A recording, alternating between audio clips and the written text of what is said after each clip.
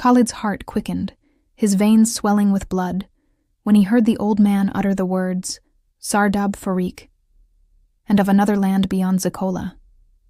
He asked eagerly, Sardab Foreek? The old man nodded. Yes, I remember that name well. What did the book say about Sardab Foreek? Khalid pressed. Calmly, the old man replied, I don't remember, my son. It was a very long time ago. Was the book complete? Yes, my son. Khalid, his face tense, asked again, Is there another copy? I don't think so. I've never seen a book about that Sardab except for that one. And where can I find the man who bought it? Is he still in Zikola? The old man, surprised by Khalid's endless questions, said, I saw him only once. He might still be in Zikola, but not in our district. Or perhaps he left. No one knows. Then he asked, Why are you so interested? Do you enjoy fantasies? Khalid answered firmly, I must find that book. It's my only hope when I leave Zikola. Can you describe the man who bought it? Khalid pressed further. The old man fell silent, as though reaching back into his memory. He was an ordinary man, tall, like you, broad-shouldered like you as well. After a pause, he added, His accent was strange, like yours. It resembled the traders from the north, whose speech we can barely understand. Khalid asked quickly, Do you remember his name? The old man smiled faintly. I can barely remember your name, my son. Khalid whispered to himself, Tall, built like me, with a strange accent, searching for the Book of Sardab Foreek. Could it be him? The old man broke his thoughts. Why so quiet? Where has your mind wandered? Nowhere, Khalid replied. I just want to buy some pens and paper. The old man chuckled. Of course, my son. Take whatever you like.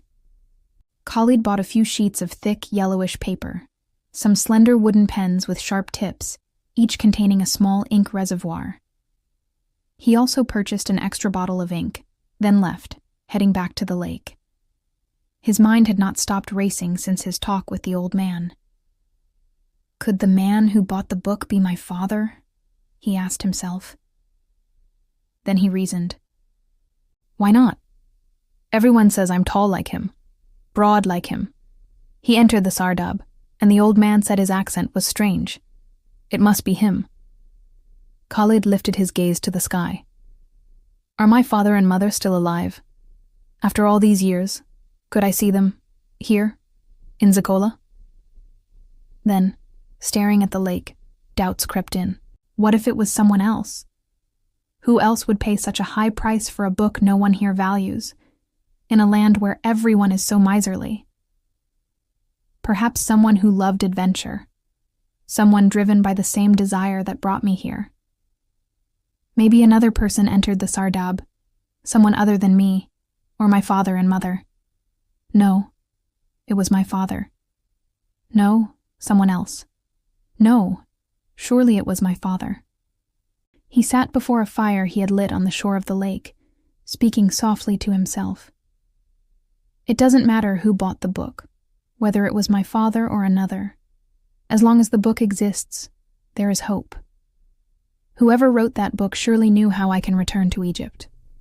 Then, his voice rising, I must find that book. I must... Until a voice came from behind him. What book? Khalid turned sharply when he heard the voice behind him, and was startled to find Asil standing there, walking closer. He smiled. Asil? She smiled back. Yes.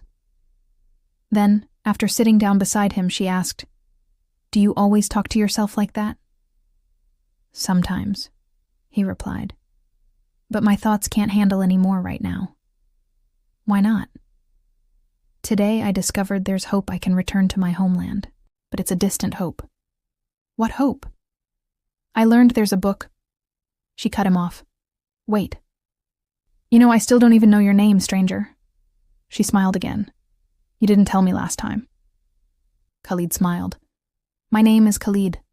Khalid Hosni. She smiled softly. Khalid, That's a beautiful name. He continued. I discovered there's another book about the underground passage I came from. What passage? She asked. Sardab Foreek, he answered. In truth, I don't understand a thing, she admitted. I came today because I told you I wanted to hear your story, how you entered Zikola. He teased her with a playful smile. Yes, you came, after a month. She smiled apologetically. Yes, it's been a month filled with work, and I couldn't find the time to come. But I always remembered you. I never forgot how you saved that boy without expecting anything in return. I knew I would come to the lake one day to hear your story. Khalid laughed. You were thinking about me. She nodded. Yes, you haven't left my thoughts. I don't even know why. His heart lifted. She then asked softly, Were you waiting for me? No. He smiled shyly. Honestly, yes. I was starting to lose hope. But today feels like a day of hope. I've learned the book exists, and that the beautiful Asil is here too. Her cheeks flushed. Come on, she said. Tell me about your country, and about the book you found. The book you found. He paused for a moment, then began. You know I've been in Zikola for a month. No one here knows anything about my homeland, not even my friend Yamin. All he knows is that my country lies somewhere to the north. I don't even know where that north is. He went on. At first, I thought the people of Zikola were crazy. Now I'm afraid if I speak about my homeland, they'll think I'm the crazy one. He looked at her and asked, Will you believe me, Asil? She smiled, her eyes narrowing kindly. Yes. I see you're telling the truth, Khalid. I don't know where Zikola is, he continued, or your land, Bajana. Since I arrived, I thought Zikola was one of those isolated countries no one else heard of, like the ones we see on television. What? She interrupted, startled. Khalid laughed. Of course you wouldn't know television. I'll explain it to you later. He went on. The point is, I thought Zikola was isolated, its people cut off from the world, like the Native Americans when Christopher Columbus discovered them.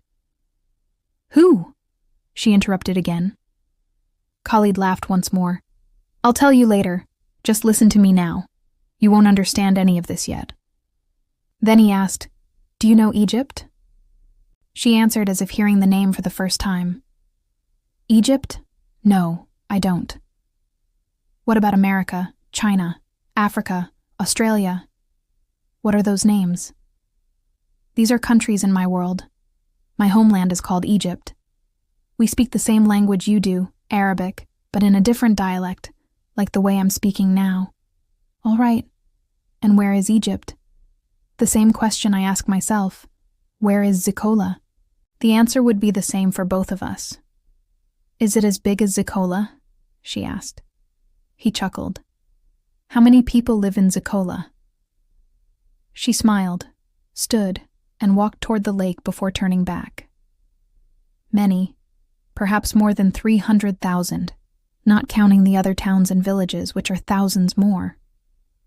Khalid stood up too. The population of Egypt is over 80 million.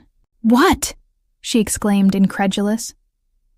And what if I told you, he laughed, that another country called China has more than 1 billion people, and India as well. My world has over 6 billion people in total. She stared at him, counting on her fingers as if to picture the numbers. Then she asked, And how do all those people eat? Don't worry, he said with a smile. Everyone eats. Your country, Egypt. Is it beautiful? Do you love it?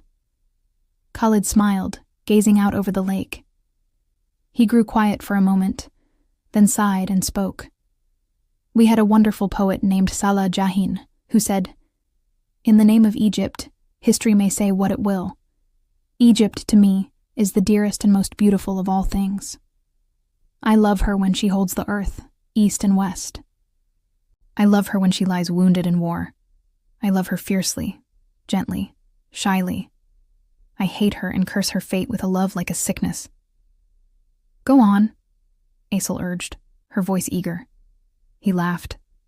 No, that's all I remember. My world is very different from here, he added. We have electricity, radio, television, the internet, and we use money. What? What are all those? She asked, wide-eyed. You wouldn't understand, even if I explained for a whole year, he said. But it's a very advanced world. Do you live in space? She asked. No, he laughed. We live on Earth.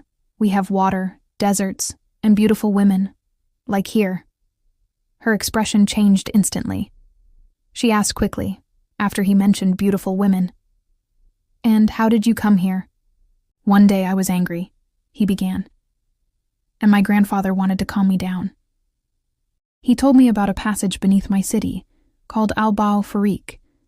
Its name was Sardab Foreek. From the moment he told me, I don't know what came over me, I felt an irresistible urge to go down into the passage and discover what lay inside.